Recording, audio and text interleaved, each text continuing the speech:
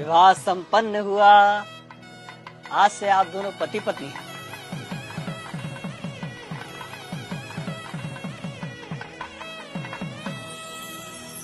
भाई साहब, पंडित जी को भी दक्षिणा देके निपटाओ बस।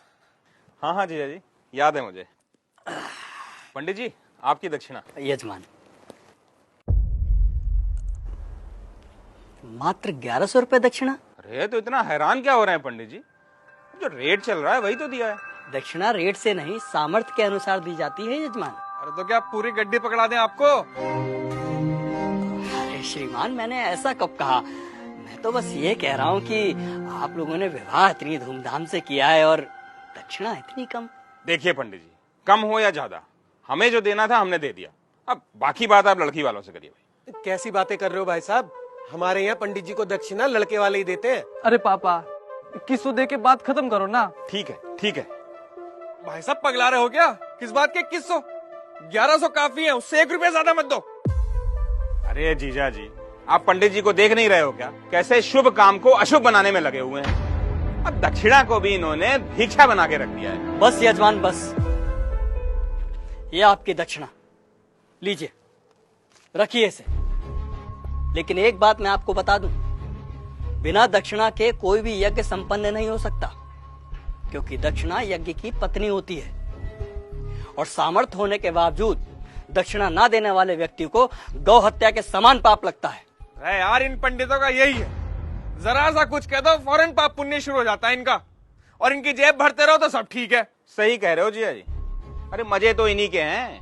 गद्दे पे बैठ के 2-4 मंत्र पढ़ेंगे, विवाह संपन्न हुआ कह के मांग लो मोटी दक्षिणा। बस, बहुत बोल चुके आप लोग, अब मेरी सुनिए। अरे आप जैसे व्यक्ति लाखों करोड़ों रुपए विवाह के खान पान, गहनों, महंगी गाड़ियों, आतिशबाजी और बैंड बाजों में खर्च कर देते हैं, लेकिन जब समय आता है पंडित जी को दक्षिणा देने का, तब आपके हाथ रुक जाते हैं, मानो पंडित ने दक्षिणा नहीं आपसे आपकी संपत्ति मांग ली हो।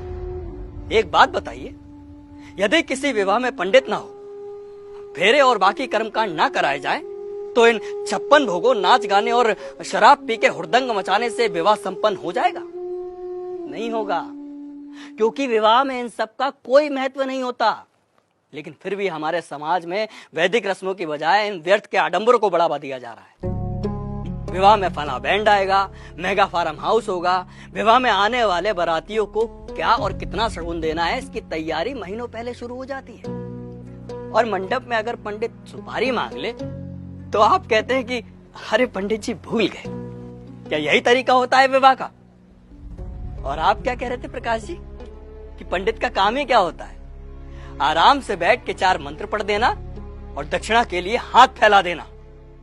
तो श्रीमान सुनिए, विवाह गुड्डे गुड़ियों का खेल नहीं होता, 7 जन्मों का अटूट बंधन है, जिसमें पंडित मंत्रोच्चारण करके देवताओं का आह्वान करता है और वर वधू को परिणय सूत्र में बांधता है। इसलिए पंडित और उनके द्वारा किए गए कार्यों की कुछ तो मर्यादा रखिए। उन्हें दक्षिणा भीख समझकर नहीं, आपको जीवन की सबसे बड़ी खुशी देने के लिए दीजिए। पापा, कब होगी विदाई?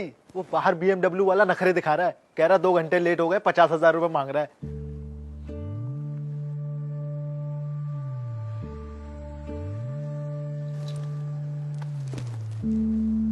ये तुम्हारे विवाह की दक्षिणा।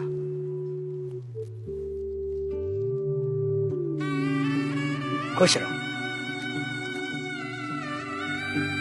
पंडित जी, पंडित जी, पंडित जी,